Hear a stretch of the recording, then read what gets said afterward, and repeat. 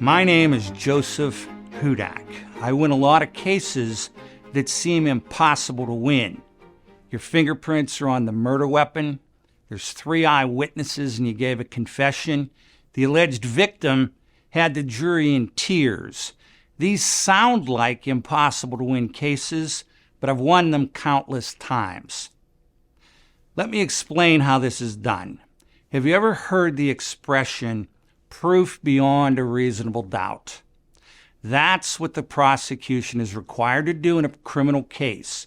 Prove that you're guilty beyond a reasonable doubt. But juries don't think in terms of reasonable doubts. Juries think, did you probably do what you're accused of doing, or did you probably not do what you're accused of doing? You can't let the jury think that way. If you let a jury think that way, you're going to lose your case. You'll be found guilty and sent to prison. So how do we stop this from happening? What we do is we change the way that the jury analyzes your case. There was a judge that I did many trials with, a very tough judge. He'd been a prosecutor before he became a judge. But even he, when he was a judge, used to tell the jury that there's a tremendous difference between being not guilty and being innocent. Not guilty is what a jury is required to say in a criminal case when the prosecution fails to eliminate one or more of the reasonable doubts in the case. It has nothing to do with innocence. Maybe you did commit the crime.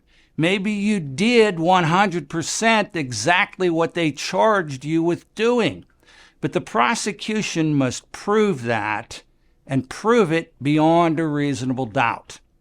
Now, what I do to win a so-called impossible to win criminal case is I study, along with you, I study all of the evidence and I listen carefully to what every witness says and I analyze it for reasonable doubts.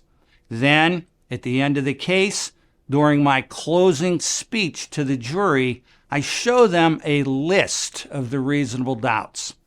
Here's an example. Now, what I do is I will put this on a board or a PowerPoint in front of the jury, and I will demand that the prosecutor in the case stands there and goes point by point by point and tries to explain to that jury how he or she thinks they have eliminated each and every reasonable doubt on that board.